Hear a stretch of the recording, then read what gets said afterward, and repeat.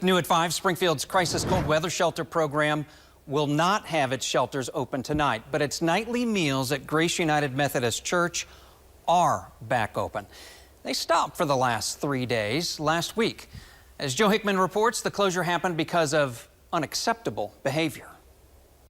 From November through March, every evening at 5:30 at the back of the Grace United Methodist Church in downtown Springfield, a line of people can be found seeking a free meal. It's definitely geared towards those that are experiencing homelessness, but of course anybody in the community is welcome to come. These days, the average turnout is more than 200 people. I am very grateful that I'm able to come here. And there's always a need for more volunteers. Seeing the need and knowing there's not enough people to fill the need, what little bit we can do is better than nothing. Those meals are a godsend for those who wouldn't be getting food otherwise.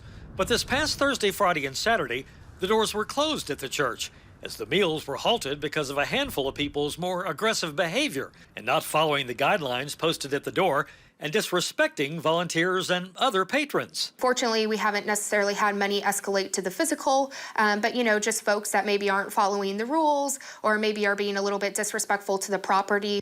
The stopping of meals at Grace did not affect the availability of the 7 shelters around town that are open when the temperature drops below 32 degrees at night. Folks still had access to shelters and meals were delivered to the shelters. So folks still had their basic needs met. We just removed sort of the convenience of having it all done in one location. And last night there was a town hall meeting where organizers made clear to the patrons that things had to change.